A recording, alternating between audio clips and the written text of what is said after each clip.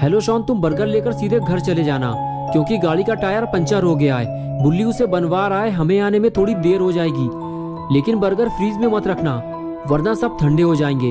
तुम्हें अपना खाना हो तो खा लेना, मेरा और बुल्ली का छोड़ देना। शॉन बोला, हाँ ठीक है गुल्ली, मैं बर्गर लेकर घर जा रहा हूँ, लेकिन ज्यादा देर मत करना वरना एक भी बर्गर बचेगा नहीं। तुम्हें पता है ना कि शॉन कितना बड़ा चटोरा है। बर्गर मेरे सामने रहेंगे तो मैं अपने आप को ज्यादा देर तक रोक नहीं पाऊंगा, समझ गया ना तुम। गुल्ली शॉन से बात कर ही रहा था कि तभी बुल्ली आ गया और कहने लगा, चलो गुल्ली काम हो गया है। शॉन का फोन है क्या? गुल्ली बोला, हाँ बर्गर मिल गए हैं उसे, वो घर लेकर जा रहा है। बुल्ली ने कहा, गुल्ली तुम उससे कह दो स्कूटर चलाते हुए बात मत करो, एक्सीडेंट बहुत होते हैं इससे, और मौसम भी कुछ ठीक नहीं लग रहा है, जितने जल्दी हो सके घर चले जाओ। बुल्ली ने जो कुछ भी गुल्ली से कहा गुल्ली ने शॉन से बता दिया। लेकिन शॉन बोला, गुल्ली तुम डरो मत, मैं सालों से स्कूटर चला रहा हूँ, मुझे कुछ नहीं होगा। और तभी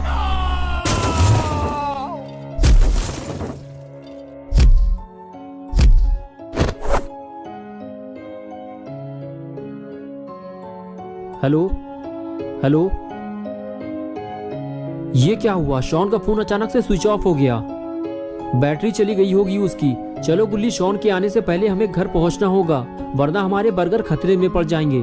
और फिर गुल्ली और बुल्ली दोनों अपनी गाड़ी की तरफ जाने लगे। गुल्ली बोला, मुझे लगता है बुल्ली कहीं शॉन ने अपना फोन तो नहीं गिरा दिया। बुल्ली ने कहा, हाँ हो सकता है गुल्ली, गाड़ी चलाते हुए बात करोगे तो ये तो होगा ही, मैंने मना तो किया था उससे। और इस तरह बातें करते हुए गुल्ली बुल्ली अपनी जीप लेकर वहां से चले गए। और इधर घंटों तक शॉन वहीं बेहोश पड़ा रहा और रात हो गई। और कुछ देर बाद जब बारिश की ठंडी बूंदें शॉन पर गिरी तब शॉन को होश आया और उसने चारों तरफ देखना शुरू किया कि वो तेज बारिश में कहाँ फंस गया है। तब शॉन को याद आया कि उसका एक्सीडेंट हुआ था, लेकिन वो तो दिन में हुआ था और अब रात हो चुकी है। इसका मतलब ये है कि मुझे यहाँ पड़े हुए कई घंटे हो चुके हैं। शॉन उठकर खड़ा हुआ तो उसे पता चला कि उसके पैर में तेज दर्द हो रहा है, उसे पैर में चोट लगी है, उसे किसी को मदद के लिए बुलाना होगा।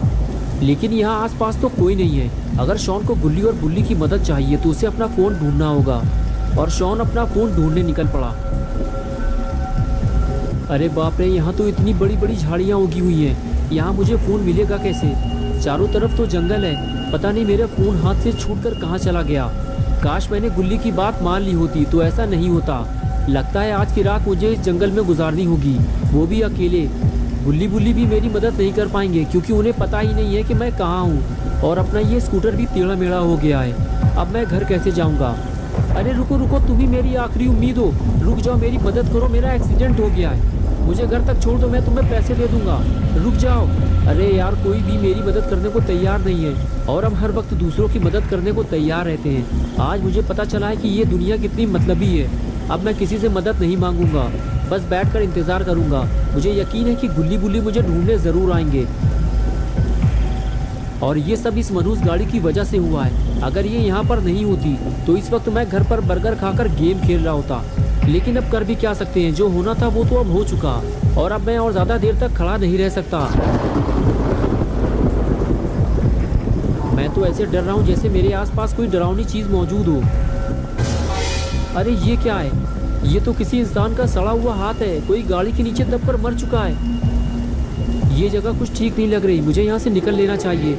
लगता है यहाँ पर इससे पहले भी भयानक एक्सीडेंट हो चुके हैं। अच्छा हुआ मेरी जान बच गई। अब मैं गाड़ी चलाते हुए कभी फ़ोन पर बात नहीं करूँगा। लेकिन अब बारिश की वजह से मुझे ठंड लगने लगी है और अब मैं और नहीं चल सकता। मेरा दर्द भी बढ़ता जा रहा है, मुझे आराम की ज़रूरत है, लेकिन इस बारिश की वजह से मैं कहीं सुकून से बैठ भी नहीं सकता।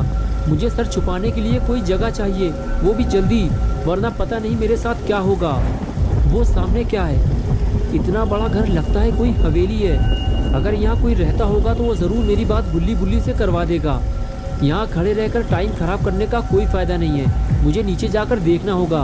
अगर यहाँ भी किसी ने मेरी मदद नहीं की तो शायद आज की रात मेरी आखिरी रात होगी। और जब गुल्ली बुल्ली मुझे ढूंढते हुए यहाँ तक आएंगे तो उन्हें सिर्फ मेरी लाश मिलेगी और कुछ नहीं। ये जगह कितनी अजीब लग रही है, लगता है यहाँ कोई रहता ही नहीं है। चारों तरफ बड़ी बड़ी झाड़ियाँ और कूड़ा कबाड़ फैला हुआ है। देखकर तो ऐसा ही लग रहा है कि ये जगह सालों से वीरान पड़ी हुई है। ये आवाज़ कैसी थी? अरे ये तो बिल्ली है, इसने मुझे डरा दिया। ए काली बिल्ली, आओ मेरे पास आओ।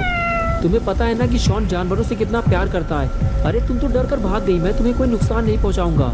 इस वक्त मेरे पास कोई खाना नहीं है, वरना मैं तुम्हें दे देता। अरे मेरे बर्गर्स, मेरे बर्गर का बैग भी खो गया।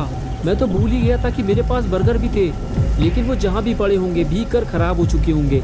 अब उन्हें ढूंढने का कोई फायदा नहीं है। चलो पहले जिस काम के लिए आया था उसे पूरा कर लूँ पहले।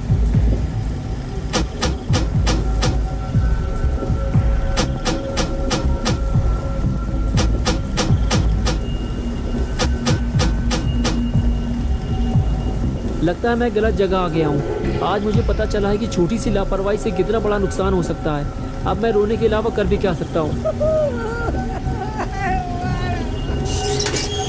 अरे ये क्या हुआ, गेट खुल गया।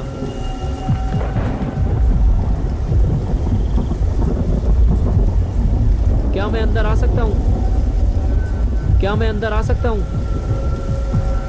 कोई बोल क्यों नहीं रहा है? मैं अंदर आ रहा हूँ। ये क्या है? ये तो कोई वीरान पुरानी हवेली लग रही है। इसे देखकर तो लगता ही नहीं है कि यहाँ सालों से कोई रहता भी होगा।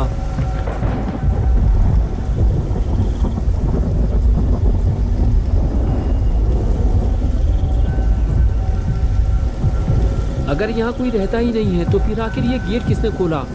देखो, अगर यहाँ कोई रहता है तो मेरी बात सुनो। मेरा नाम शॉन है और मेरा एक्सीडेंट हो गया है। मुझे मदद चाहिए। मुझे डराओ मत, बारिश बंद होते ही मैं यहाँ से चला जाऊँगा। ठीक है, अगर तुम नहीं बोलना चाहते हो तो कोई बात नहीं। वैसे भी बस मैं थोड़ी देर बाद यहाँ से चला जाऊँगा। मुझे लगा था कि यहाँ कोई मेरी मदद करेगा, लेकिन कोई भी मेरी मदद करने को तैयार नहीं है। कितनी डरावनी जगह है ये। बस कोई भूत न मिल जाए मुझे, वरना मेरी हालत ख़राब हो जाएगी। इसलिए मैंने गेट खुला छोड़ दिया है। अगर कोई भूत मिल गया मुझे तो मैं फ़ौरन यहाँ से भाग जाऊँगा। लेकिन लगता है मैं कुछ ज़्यादा ही डर रहा हूँ। मुझे अपने डर पर काबू रखना होगा, क्योंकि मेरे पास इस हवेली में रुकने के अलावा और कोई रास्ता भी नहीं है। जो भी हो, लेकिन मुझे बारिश से बचने की जगह तो मिल गई। क्या बात है, लगता है किसी ने पहले से ही मेरे लिए बैठने और आग जलाने का पूरा इंतज़ाम कर रखा है। छोटा लाइटर तो मेरे पास पहले से ही है। चलो सबसे पहले मैं आग जला लेता हूँ। और ये लो, जल गई मेरी आग। बस अब गरम गरम चाय का इंतज़ाम भी हो जाए तो मज़ा आ जाता। लेकिन कोई बात नहीं, बारिश से बचने का इंतज़ाम तो हो गया।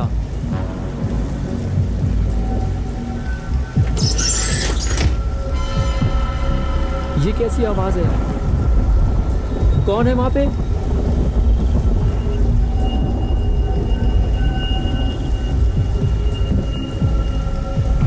तुम जो भी हो, मैं तुमसे डरने वाला नहीं हूँ, समझ गए तुम? शॉन ऊपर से दिखाना नहीं चाहता, लेकिन अंदर से वो बेहद डरा हुआ है।